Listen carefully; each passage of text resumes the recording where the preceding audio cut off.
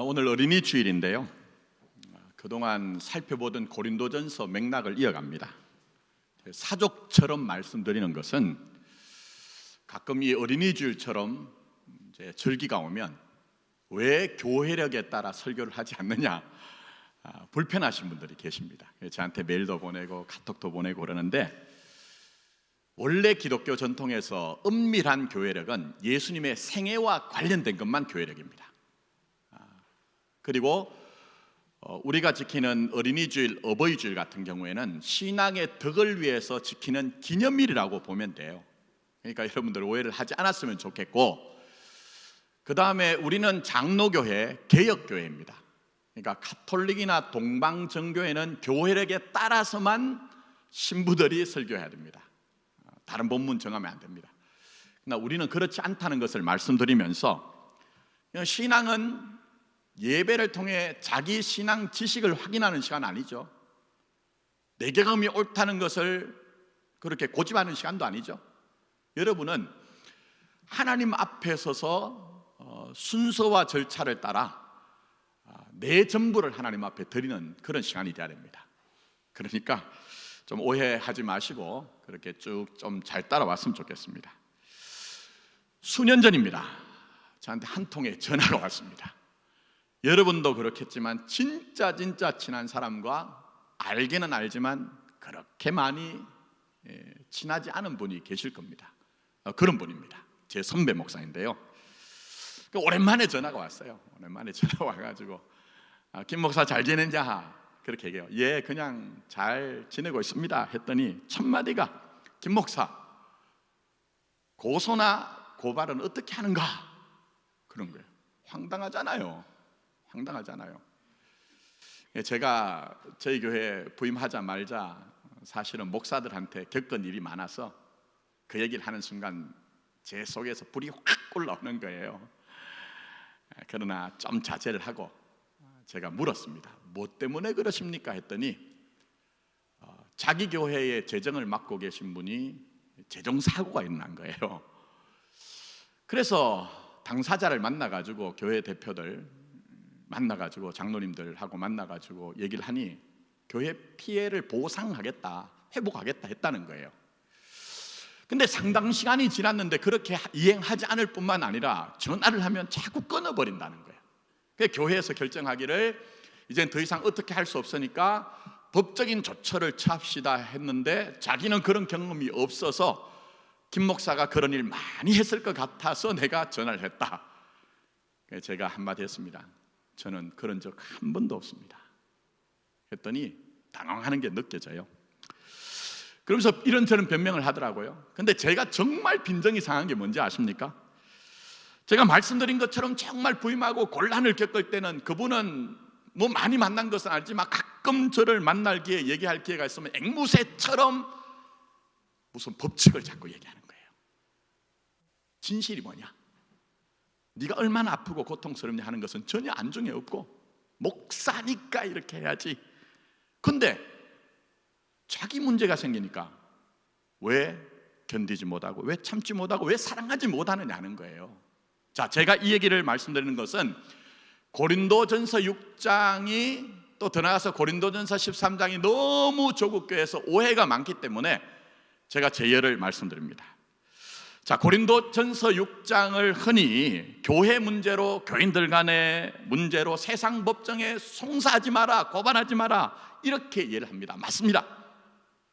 그래서 오늘 본문에 고린도전서 6장에 나온 것처럼 우리 교단 헌법의 7위 부분에 아무리 자기 자신이 정당하다고 하여도 세상 법정에 먼저 가는 것이 7위의 대상이 됩니다.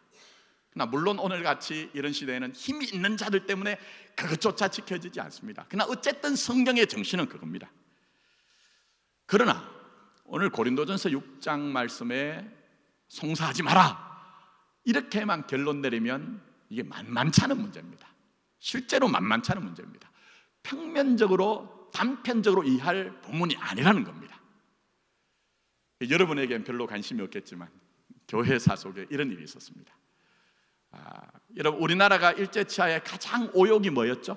우리 교회가, 우리 조국교회가 가진 것? 신사참배 아니었습니까? 근데 해방이 되고 난 이후에도 죄를 회개하지 않았어요. 기독교 신앙은 철저한 죄에 대해서는 회개가 있고 새 출발이 되는 거예요. 근데 뭉갰습니다. 근데 일제치하에서 신사참배는 하나님께 우상숭배하는 것입니다라고 하여서 신앙의 절개를 지키다가 감옥에 가신 목사님들, 장로님들, 성도들이 있었습니다.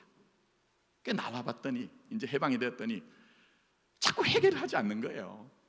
그래서 거기에 대해서 문제를 제기했습니다. 그러나 다수가 힘인 세상에서는 받아들이지 않았습니다. 그래서 부산, 경남 지역의 교회를 중심으로 따로 나와서 교단을 만들었습니다. 그게 대한예수교 장로회 고신청입니다. 제 친구들도 많이 목회를 하고 있습니다. 자, 그런데 그 교단에서 어떤 일이 있었느냐, 어떤 사건이 하나 있었어요. 근데 교단이 나뉘어졌습니다. 어떻게 나눠졌느냐, 오늘 본문 고린도전서 6장을 가지고 세상 법정에 고소하면 안 된다고 하는 반고소파와, 아니다, 이 본문 말고 성경 전체적으로 보면 그런 죄악에 대해서는 세상 법정에 고소를 해도 된다고 하는 고소파로 나눠져서 치열한 신학적인 성경적인 싸움이 됐습니다. 나중에는 결론이 안 나서 결국 고소하면 안 된다고 하는 반고소파가 나가서 교단을 따로 만드는데, 그게 바로 고려척이라는, 대한예수교 장로의 고려척이라는 교단입니다. 그런데 그때 각 입장에 따라 가지고 얼마나 치열한 신학적인 논쟁이 있었겠습니까? 여러분 관심이 없겠지만 그때 전부 다 성경을 증거로 얘기를 했거든요. 그러니 이 본문을 간단하게 정리할 문제가 아닙니다. 그래서 저는 오늘 여러분들이 오실 때 저 목사는 맨날 저렇게 딱딱한 얘기를 하냐, 이런 부담이 있겠지만 마찬가지로 역사적인 배경과 맥락을 따라서 오늘 진짜 이 본문이 얘기하는 게 뭔가 하는 것들을 정리하고, 다음 주부터는 조금 여러분의 실제적인 거, 여러분 내가 남을 대하는 태도, 내가 세상을 대하는 태도가 어디서 나올까요? 근본적으로는 내가 나를 대하는 데서 나옵니다. 내가 나를 어떻게 대하느냐 하는 것에 따라서 내 곁에 있는 사람들과 세상을 대하는 태도가 나옵니다. 그래서 다음 주 때는 철저하게 고린도전서 13장 말씀을 가지고 여러분에게 적용을 할 테니까 오늘은 근본적인 뜻이 뭔가를 한번 보자는 겁니다. 자, 지난주 기억하십니까? 고대 그리스, 거기에 특징이 두 가지 있다고 했죠. 하나는 뭐죠? 보시면 신전. 두 번째는 뭡니까? 아레오스 파고스라고 하는, 성경에서는 아레오파고라고 하는 저 바위, 저게 두 번째 특징이다, 그렇게 말씀드렸습니다. 근데 아레오스 파고스라는 원래 뜻은 아레스의 바위란 뜻입니다. 여기에 신화가 있습니다. 무슨 신화냐면요, 포세이돈 신이 자기 아들을 죽인 아레스라는 사람을, 저 바위에는 원래 신들의 모임이 있었거든요. 그 신들의 모임에 고발을 했습니다. 내 아들 죽였습니다, 재판해 주세요. 그래서 저 바위의 원래 뜻이 아레스의 바위지만 함의된 것은 신들의 바위라는 뜻이 있습니다. 근데 이건 신화로 끝나는 게 아니고요, 저 아레오스 파고스라는 저것은 고대 그리스의 정치 체제가 됩니다. 서로 모여서 협의하고 다수의 의견에 따라 가지고 결정하는. 그때 이 아레오스 파고스에 모이는 사람들이 누구냐 하면 로마의 원로원처럼 귀족 출신의 행정관들, 아르콘이라고 하는 사람들이 모여서 나라를 통치했습니다. 원래는 처음에 아레오스 파고스라는 것은 정치 체제까지 얘기합니다. 자, 그러나 솔론이라는 사람이 개혁을 했습니다. 물론 당시에는 실패했어요.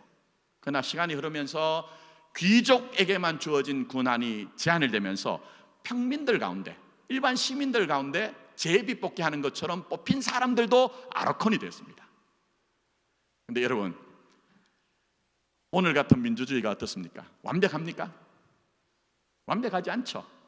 그것처럼 이 아레오스 파고스, 이것도 완벽하지 않았습니다. 수많은 문제가 생겼습니다. 그래서 나중에는 이 아레오스 파고스의 권한도 완전히 없애버리고, 자, 앞을 보시면 위에서 본 광경입니다. 여러분이 광장이라고 이해하는, 아고라라고 하는, 요 정도 쓰는 말이에요. 아고라라고 하는 곳에 전체 시민들이 모이는 민회, 무슨 자격이 중요한 게 아니고, 물론 자격은 남자 30세 이상의 시민들만 가능합니다. 그 사람들이 모여가지고 여론에 의해서 정책을 결정하던 곳이 바로 아고라였습니다.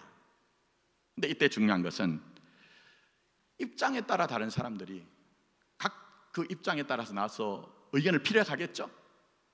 그래 마지막에는 어느 편이 더 많이 지지하는가 하는 것에 따라서 결정이 되거든요. 그래서 발달된 것이 뭐냐? 논리적으로 말하는 법, 어떻게 하면 감동을 줄까 하는 것으로 수사학과 웅변술이 이 그리스에서 꼽히게 된 거예요. 그런 배경을. 자, 그러나 여기 아고라는 정책만 결정하는 게 아니고 법정이 열립니다.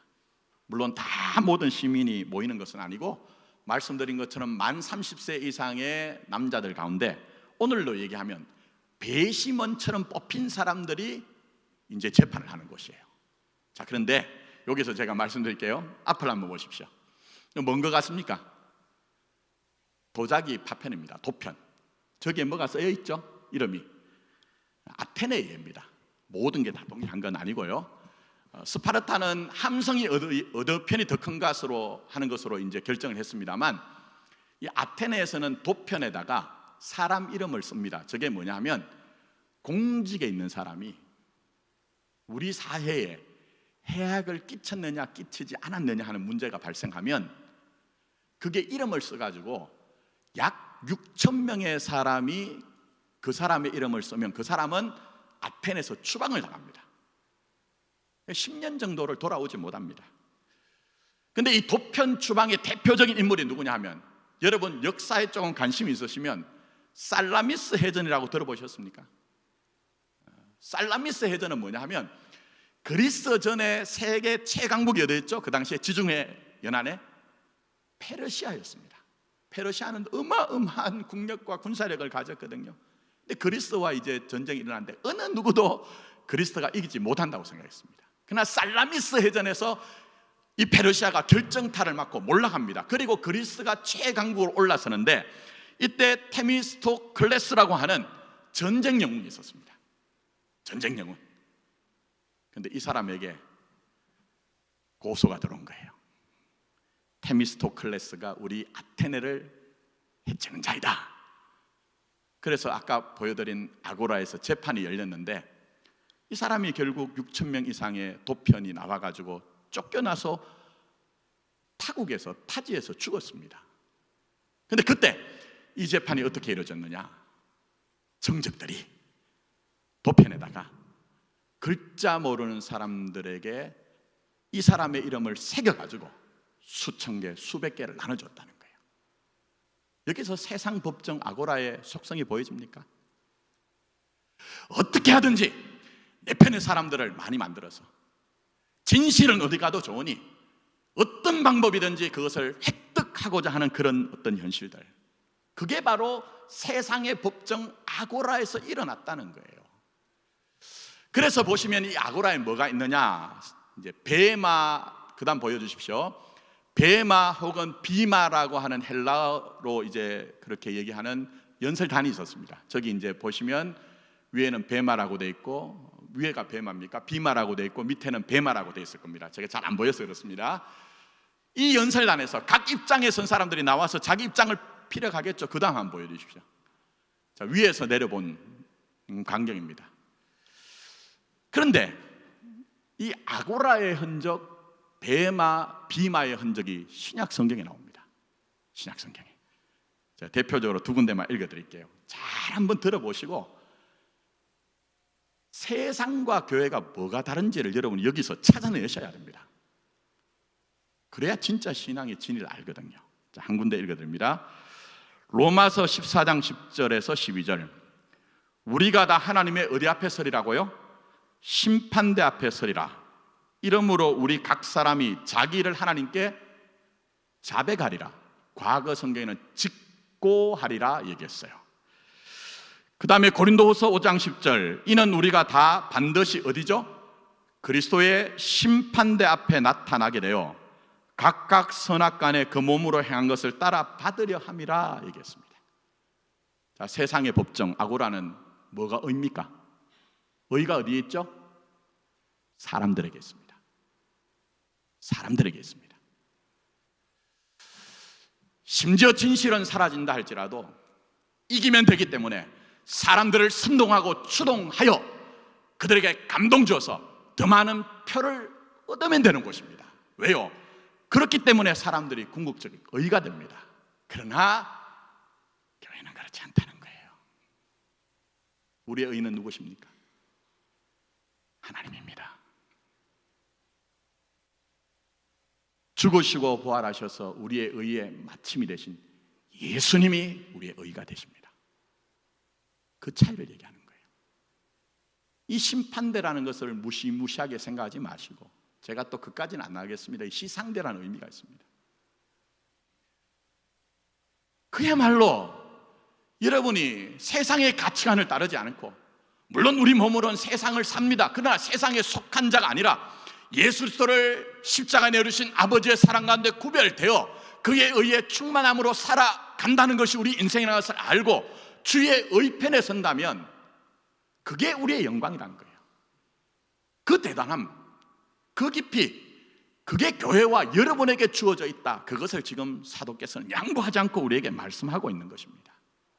자, 다시 한번 정리하십시오. 사도께서 얘기하신 게 뭡니까? 세상의 법정은 궁극적인 의가 사람들에게 있지만, 그러나 교회와 성도의 궁극적인 의는 하나님이다, 예수님이다. 그러니 고린도전서 13장에 나오는 사랑도 그 의가 되시는 하나님과 우리 예수님이 우리의 의가 되시니 그 의를 이루는 사랑이 되도록 하라. 이게 전체적인 맥락입니다. 이걸 꼭 기억하십시오, 여러분. 그래서 이걸 이해하기 위해서는요, 성경은 만만찮지 않습니다. 엉터리들이 나와가지고 자꾸 웃기는 얘기만 하고 사람들 귀를 즐겁게 하려고 하는데 성경 그렇지 않습니다. 제가 드린 말씀, 하나님이 우리의 의가 되시니 그 아들을 주신 사랑 가운데 완성하신 의의 길을 따라가는 것이 사랑이라는 것을 이해하기 위해서는, 자, 오늘 본문 고린도전서 13장 4절부터 7절 가보십시오. 꼭 가보셔야 됩니다. 이 말씀을 뒤집어 놓으면 이해가 됩니다. 이 말씀을 뒤집어 놓으면 이해가 됩니다. 자, 제가 읽어드릴게요. 이게 어디서 발생하는 일일까 당시로 보면 여러분 생각해 보셔야 됩니다. 사랑이 아닌 것은 오래 참지 않고 온유하지 아니하며 시기하며 자랑하며 교만하며 무례히 행하며 자기 의를 구하며 성내며 불의를 기뻐하며, 진리는 알레테이아란 말인데 진실도 됩니다. 대부분의 번역본이 진리라고 했지만 저는 이 상황을 고려하여 진실이라고 할게요. 진실과 함께 기뻐하지 아니하며 모든 것을 참지 않으며 모든 것을 불신하며 모든 것을 견디지 않는다. 당시의 일이 어디서 일어났죠? 아고라에서, 세상 법정에서. 진실이 어디에 있든지 간에 내가 내 입장을 피력하여 내 편에 더 많은 사람을 모아서 내가 가진 것들을 이루기만 하면 된다는 거예요. 그게 당시에 아고라 세상 법정에 있었던 일이에요. 그러나 그것이 너희들에게 허락되지 않았다. 너희들에게 허락된 것은 세상에 허락되지 않은 아버지 하나님께서 그 아들을 십자가에 내려주신 사랑으로 이루신 의가 있으니 그 사랑의 의를 의지하여 그 사랑의 길을 한번 가보자. 이게 고린도전서에서 말씀하신 내용입니다. 그러니 이 말씀은 어떤 목사들이 완전히 틀렸다고 얘기하기는 어렵습니다. 제가 다음 주부터 다루겠습니다만 성경은 우리의 성격이나 성품에 대해서 얘기하는 책이 아닙니다. 자꾸 그렇게 얘기를 하거든요. 확인하십시오. 여러분이 세상에 살지만 세상과 다른 게 뭡니까? 무슨 우리도 빌딩을 몇 채 사서 떵떵거리는 것으로 확인이 됩니까? 전 여러분들이 그랬으면 좋겠어요. 너무 힘들어 하시니까. 또 세상에 나가면 사람들이 여러분에게 당장 자리도 비켜주고 좀 여러분들 막 하는 그런 자리에 발견되고 싶습니까? 전 여러분이 그랬으면 좋겠습니다. 인간적으로. 근데 하나님은요, 교회와 성도를 그런 방식으로 이끌어가지 않는데요. 세상에 허락되지 않은 그 아들을 주신 사랑으로 이루신 그 의 가운데 여러분을 두었기 때문에 세상의 어떤 것도 흔들 수 없는 인생으로 만들어냈다, 그렇게 얘기하고 있어요. 이거 우리 교회에 오셔서 확인하는 겁니다. 이거 확인하는 거예요. 다른 거 없습니다. 그래서 제가 얘기하잖아요. 저는 좀 엉뚱하죠. 세계복음화, 민족복음화 해야죠. 맡겨진 자들에게는 하라고 하십시오. 그러나 여러분에게 삶의 임무는 그게 아닙니다. 주신 의를 의지하여 내 삶의 사정 속에서 주의 의를 이루는 사랑 이루며 살면 그것으로 족한 겁니다. 비교할 것도 없습니다. 제가 다음 주부터 말씀드리겠지만 비교할 것도 없어요. 그냥 자기로 살면 돼요. 그게 얼마나 복된 것이며. 자, 그런 점에서 지난주 그리스도 신전 한번 보십시오. 그리스도 신전은 어떤 곳이죠? 획가닥 뒤집어지는 곳입니다. 방언 있고 통역 있고 예언 있고 기적이 일어납니다. 그래서 사람들은 뭔가 종교적인 희열을 찾기 위해서 그곳에 꾸역꾸역 모여들지만 사도가 얘기하는 게 뭡니까? 진짜 신비는, 진짜 능력은 거기에 있는 것이 아니다. 아니, 세상이 어떻게 그걸 이해하겠느냐? 하나님이 자기 아들을 너희를 위해서 내어줬다는 것, 그것만큼 더 큰 신비가 어디 있으며 그것만큼 더 큰 능력이 어디 있겠느냐? 근데 그것은 십자가에서 영단번에 이루어져서 너희가 죄와 사망의 세력에서 구속함을 받았을 뿐만 아니라 오늘도 성삼일체 중에 한 분이신 성령님이 내주 동행 역사하여 너희들 안에도 십자가가 재현된다는 거예요. 십자가가.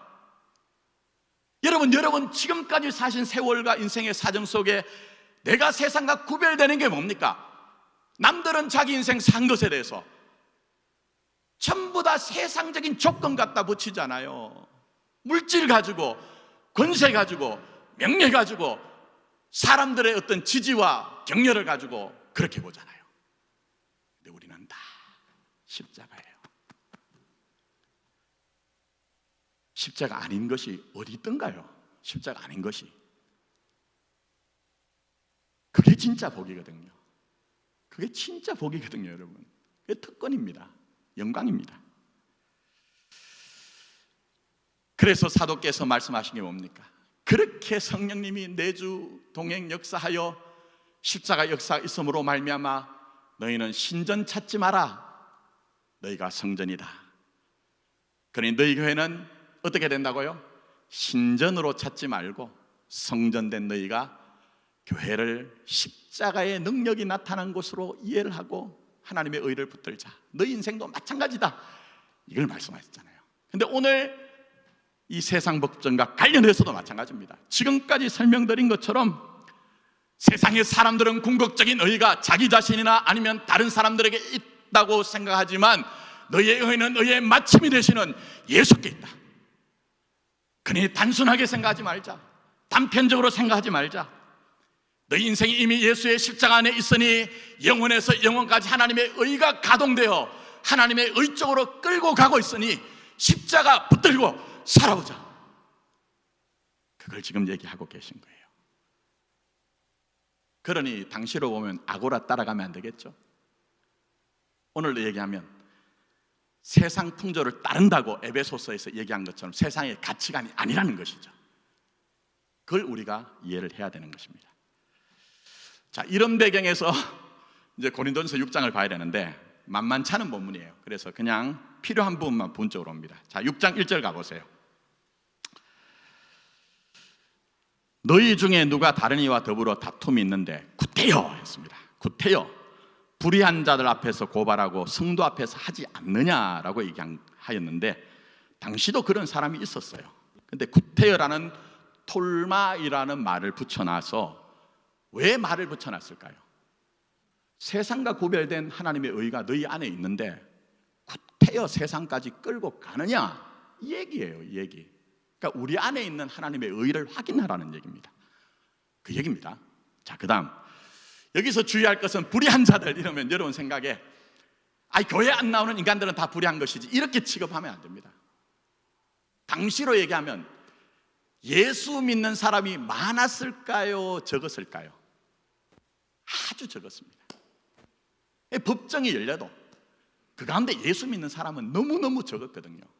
그런데 여기서 불이라는 것은 너희에게 허락된 하나님의 의신, 예수의 그 십자가가 너희는 허락되었고 저들은 그것을 모른다는 얘기예요. 자, 여기서 여러분이 한 번 더 뒤집어야 됩니다. 그건 무슨 얘기입니까? 여러분에게는 세상에 허락되어지지 않은 하나님의 의가 있다는 것을 지금 강조하고 있는 거예요. 강조하고 있는 거예요.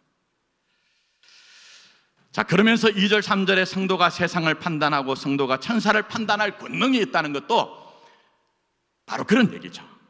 너희가 하나님의 의 안에 있다, 이걸 얘기합니다. 자, 그 다음 넘어갑니다. 5절 6절. 내가 너희를 부끄럽게 하려 하여 이 말을 하노니 너희 가운데 그 형제간의 일을 판단할 만한 지혜 있는 자. 여기서 지혜가 뭐죠? 꾀가 아닙니다. 법조문을 얼마나 아는가 하는 것이 아닙니다. 고린도전서 1장으로 올라가서 예수의 십자가가 가동되는 곳은 어떻게 됩니까? 세상의 지식과 문벌과 능력들을 패하잖아요. 그 지혜, 예수의 십자가로 보여진 그 지혜, 그거 담아낸 사람이 없느냐 하는 거예요. 그게 오늘날 조국교회 현실 아닙니까, 여러분? 우리의 현실이고. 자, 이렇게 얘기하시는 것은 말씀드린 것처럼 우리 안에 있는 것이 대단하기 때문입니다. 자, 계속 읽습니다. 그 형제간의 일을 판단할 만한 지혜 있는 자가 이같이 하나도 없느냐? 형제가 형제와 더불어 고발할 뿐더러 믿지 아니하는 자들 앞에서 하느냐라고 해서 허락되어진 하나님의 의가 얼마나 대단하냐 그 얘기예요. 그게 기준이다, 그게 너희의 전부다, 이런 얘기입니다. 자, 여기서 이제 어디로 연결하셔야 되느냐? 고린도전서 13장을 자꾸 목사들이 무슨 성격과 행동의 패턴에 대해서 얘기하지만 이건 공동체 교회에 대한 얘기예요. 그 하나님의 의가 부어진 예수 때의 핏값이 있는 교회에서 우리가 이 사랑을 이루는데 사랑에 가장 우선되는 게 뭘까요? 자, 다음 주에 다루겠습니다. 여러분 자신이 완벽하거나 완전하십니까? 나는 어떤 경우에도 사랑의 사도로서 살 수 있습니다 하는 분 계세요? 전 그렇지 않습니다. 그래서 제가 여러분들에게 가끔 가다가 이상한 얘기하죠. 목사 믿지 말라고, 목사 의지하지 말라고. 왜요? 저는 저를 잘 알기 때문입니다. 사랑에 대해서 얘기해 볼까요? 저는 저를 사랑해 준 사람이 좋습니다. 저를 공격하고 저를 힘들게 하는 사람 불편합니다. 이 얘기는 뭐냐면 고린도전서 13장의 사랑은 진짜 사랑을 주시는 분은 예수라는 것이 전제가 되어서 이 사랑의 길을 가는 데 있어서는 예수를 상대하면서 우리가 이루어내야 되는 의에 대한 사랑이라는 거예요. 좀 간단하게 보자면 고린도전서 13장에 나온 것, 때로는 하나님의 의를 이룬 사랑을 하기 위해서는 견뎌야 될 때가 있습니다. 원어로는 고통당한다는 거예요. 제대로 사랑하기 위해서 여러분 고통당하시죠? 당장 자식 새끼 마음고생 하나도 안 되는데 견딘다는 것은 고통당한다는 거예요. 그러나 때로는 그 하나님의 사랑의 의를 놓치지 않기 위해서 불의를 기뻐하지 않는 단호함이 있어야 되는 거예요. 그러니까 사랑이신 예수님과의 관계 속에서 내 삶에 주어진 현실에서 그 사랑에 합당한가 무엇인가 응답하며 사는 것이지, 제가 말씀드린 어떤 목사처럼 앵무새처럼 진실을 얘기하지도 않고 상처받은 영혼을 돌보지도 않고 목사는 이래야 되라고 하다가 자기 문제가 그에게 닥치자 당장 하는 얘기가 김 목사 어떻게 고발하냐 고소를 하느냐. 그 따위식이 신앙이 아니라는 거예요.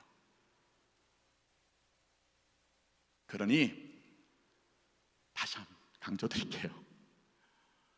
교회에 오셔서 목사 바라봐야 여러분 얻을 거 없습니다.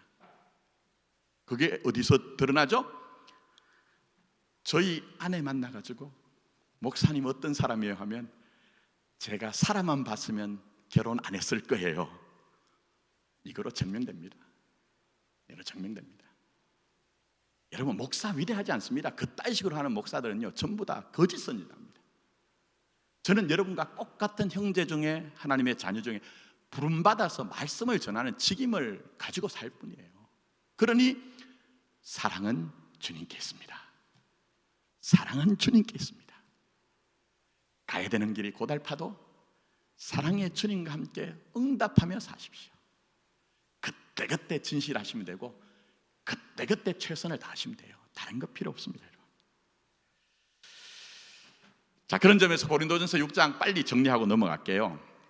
고린도전서 6장에 나오는 재판 문제는 뭐냐 하면요, 세상 사람도 믿음 없는 사람들도 하지 않는 일을 믿음 좋다고 하는 사람들이 온갖 죄악을 범하고 난 이후에 자신의 죄를 덮기 위해서 세상 법정에 고소하는 것을 꾸짖는 것이지 죄를 눈감는 게 아닙니다.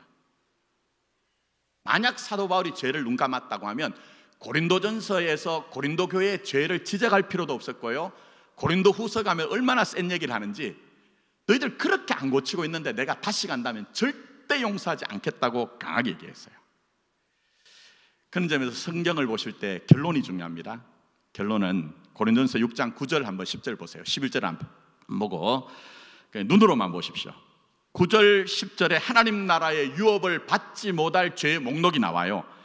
근데 문맥상으로는 8절에 자기 죄를 감추기 위해서 법정에 형제를 고발하여 죄를 덮으려고 하는 것까지 하나님의 나라의 유업을 받지 못한다고 얘기합니다. 그럼 무슨 얘기입니까? 하나님의 의를 이루는 사랑이 진짜 사랑이니 씨름 한번 해보자, 이런 내용으로 지금 연결이 되는 거예요. 자, 제가 이렇게 말씀드리는 이유가 있습니다. 이제 저를 보십시오. 워낙 돌직구를 날리니까 여러분이 예배 드릴 때마다 다음 주는 나오지 말아야지 생각했다가, 그런 점에서는 성령님이 살아계세요. 여러분을 설득시켜서 이 자리까지 오게 하시니, 그렇지 않습니까? 목사 보면 못 나오거든요. 목사 보면 못 나옵니다. 여러분, 왜 하나님이, 예수님이, 세상 사람들은 그냥 설렁설렁 살면 되는데 왜 교회와 성도인 여러분에게 왜 요구하실까요? 아들을 준 사랑이기 때문입니다. 주님은 자기의 피로 세운 교회이기 때문에 양보하지 않는 거예요. 그런 점에서 사랑은 대단하게도 진지합니다. 심각하자는 게 아니고요, 진지합니다. 제가 제 얘기 해볼까요? 제가 말씀드렸다시피 저는 어린 시절 난치병이 있었습니다.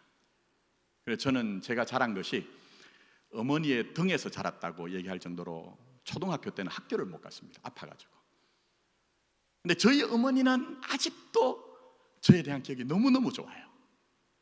저희 아내한테 가끔 얘기할 때 저희 아내가 마음 상하는 것이, 우리 선태는 어릴 때부터 너무 똑바르고 너무 착했는데, 이런 얘기를 하는 거예요.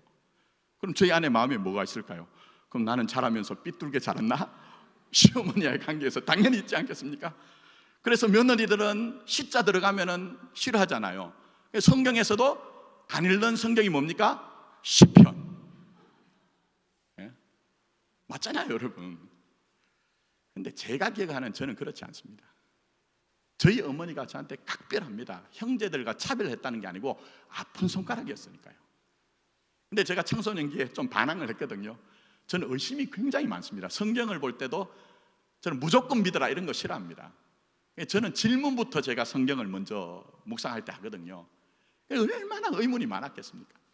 매일 제가 대들었습니다. 저희 어머니가 가끔 마음이 상하면요, 창문을 활짝 열고, 동네 사람들 제 얘기 좀 들으세요. 이놈이 제 머리카락을 잘라가지고 집신을 만들어서 제게 바쳐도 시원찮을 놈이 이렇게 떼듭니다. 저 원래 그런 놈입니다. 늘 그런 건 아니고요, 의문이 있으면. 근데 그때는요, 세상 말로 우리 어머니 왜 이렇게 세상 쪽팔리게 저러시나, 쪽팔리게. 근데 이제는 이해됩니다. 부모가 되고 보니까 제일 마음 상한 게요, 뭘 안 해줘서가 아니라 내가 그에게 준 사랑 나보다 더 크거든요. 그렇지 않습니까? 내가 자식에게 준 사랑이 내 인생보다 더 크거든요. 근데 그걸 도대체 눈치 차리지 못할 때, 말씀드린 것처럼 뭘 달라는 게 아니에요. 네가 내 준 사랑에 흡족하여 살았으면 좋겠다. 부자가 되고 권세자가 되는 것이 중요한 것이 아니라 네 인생을 네가 내 스스로 좀 그렇게 살았으면 좋겠다는 마음이 있는데, 그게 안 되면 문을 활짝 열고 동네 사람들 보세요. 이놈이 지금 제 머리카락을 잘라가지고 집신을 만들어서 제게 바쳐도 속시원한데 이렇게 삽니다 하는 속상함이 있잖아요. 제가 왜 말씀드립니까? 세상에 허락되지 않은 하나님의 사랑이 여러분에게 있습니다. 비교 안 하셔도 됩니다. 약해도 됩니다. 실패, 실수 겁내지 마십시오. 신앙 그런 거 아닙니다. 성경 잘 보세요. 실패와 실수가 더 큰일 하죠. 하나님께 올 때. 그거 아닙니까, 여러분? 그게 우리 신앙입니다. 얼마나 대단합니까? 언젠가 주님 앞에 다 설 것인데, 주님이 그때 너 세상의 직위가 뭐였느냐, 집이 몇 채 했느냐, 이런 거 묻지 않으실 거예요. 저는 믿기로 목사로서 하나님 앞에 섰을 때 너 교인 몇 명 데리고 목회했느냐 묻지 않는다고 저는 확신합니다. 만약 그런 하나님이면 저는 안 믿습니다. 절대 안 믿습니다. 다만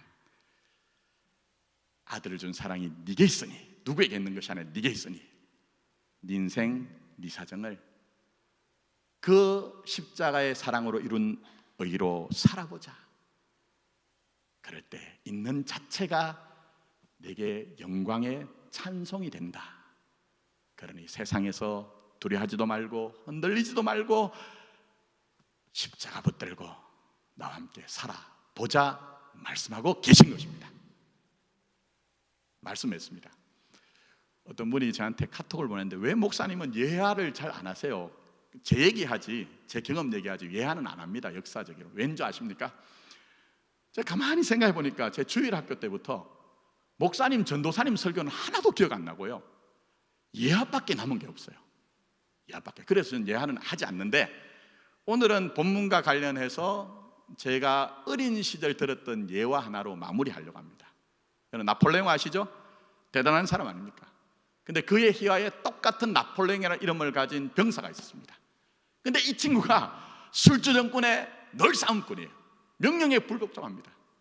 그래서 사람들이 이 나폴레옹을 욕할 때에 같은 이름을 가진 나폴레옹이 너무 불편한 거예요. 그래서 어느 날 이 병사가 있던 막사를 찾아갔습니다. 얼마나 깜짝 놀랐을까요? 벌벌 떨었을까요?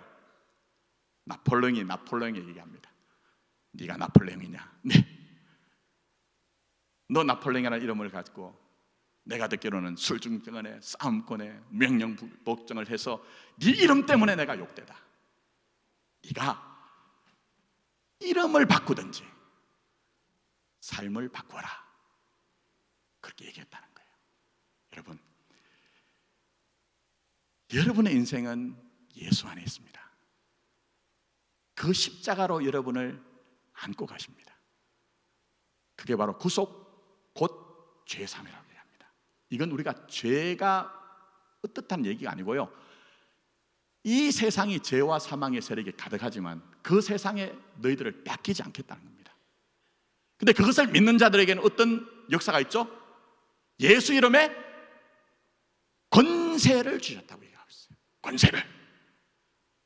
그게 바로 하나님의 자녀된 그 권세자들이 사는 방식 아닙니까?